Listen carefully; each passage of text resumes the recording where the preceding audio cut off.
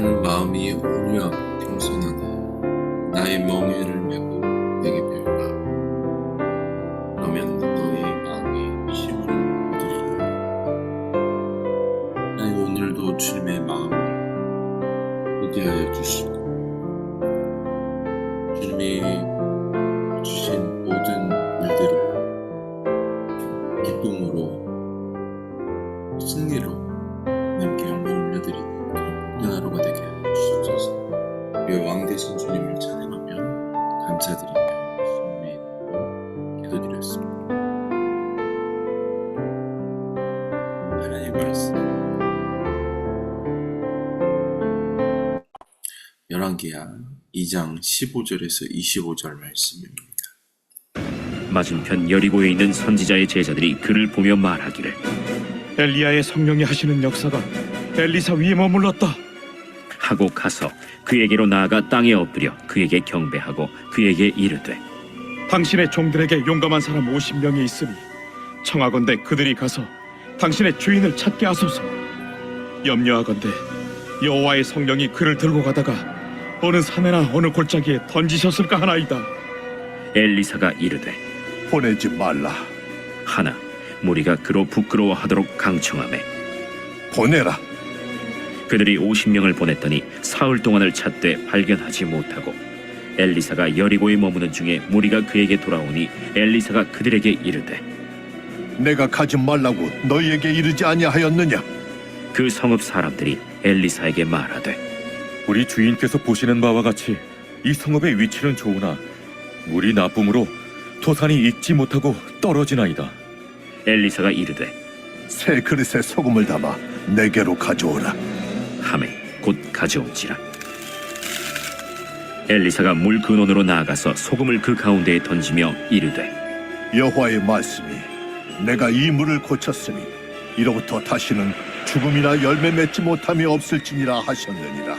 그 물이 엘리사가 한 말과 같이 고쳐져서 오늘에 이르렀더라.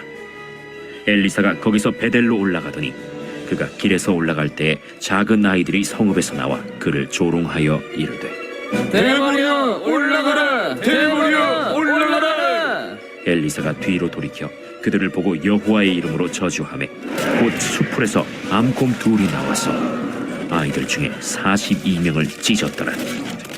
엘리사가 거기서부터 갈멜산으로 가고 거기서 사마리아로 돌아왔더라.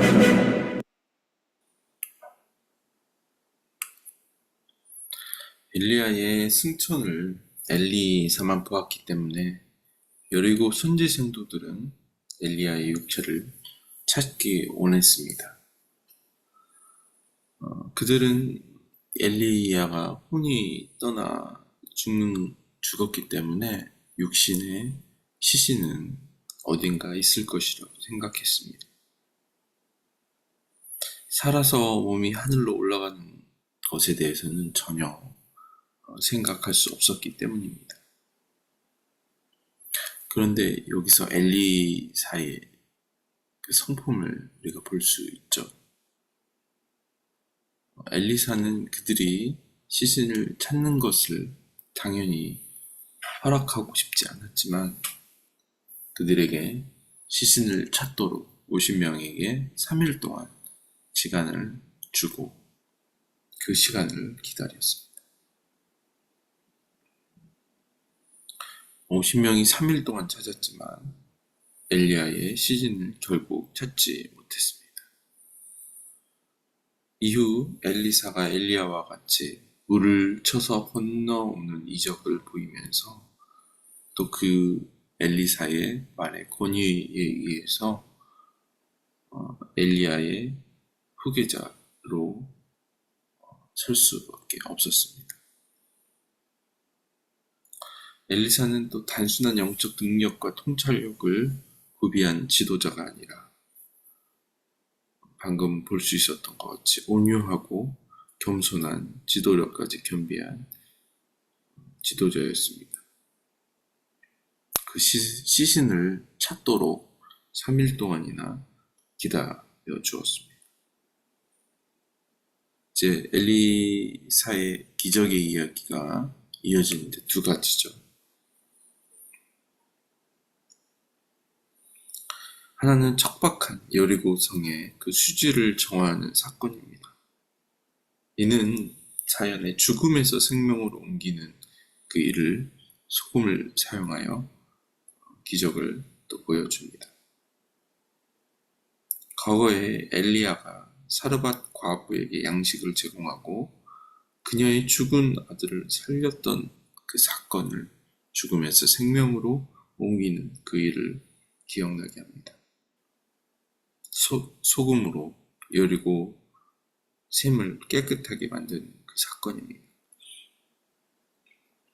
이제 두 번째 사건은 좀 우리가 이해하기 어렵지만 우상 숭배에 미혹된 아이들은 엘리사를 대머리라고 놀립니다. 당시의 대머리는 질병과 심판으로 갖게 되는 어떤 병적인 것으로 이해했습니다. 아이들이 대머리에 올라가라, 대머리여 올라가라 라고 조롱하였습니다. 이는 단순히 엘리사를 놀리는 것이 아니라 이 아이들이 또 하나님의 이름까지 모두 모욕했을 것이라고 우리가 추측합니다. 이는 우상을 숭배하는 그 아이들이었기 때문에 그들 안에 영적인 그 악함이 있었음을 보게 됩니다. 암곰 2마리가 42명의 아이를 찢어 죽이게 됩니다. 엘리사의 사역은 우상 숭배, 그 추종자의 대조적인 모습으로 또 그를 조롱하고 하나님의 이름을 욕되게 했던 그들에게 알려주시는 것이죠. 심판에 대해서 보여주시는 것입니다. 엘리사가 엘리야의 후계자가 된 것은 1장 2장을 보면 끝없이 엘리야를 따랐습니다. 그리고 결정적으로 하나님의 부르심을 초자연적인 사건을 목격할 때 엘리사는 갑절의 은혜를 구했습니다. 따라다니며 함께하며 목격하는 증인이 되었던 것이죠. 하나님의 사역의 권위는 엘리사와 같이 그 능력, 은사와 함께 예수님의 성품 50명의 그 학생들의 시신을 허무한 일이지만 허락해주는 그 성품을 엘리사가 경배하였습니다. 오늘도 우리가 하나님의 능력과 은혜를 받고 있지만 우리가 함께 구해야 되는 것이 바로 예수님의 성품, 거룩한 그리스도의 옷입니다. 오늘도 우리가 하나님의 사랑과 하나님의 능력과 은혜를 입는 그런 하루가 되기 위해서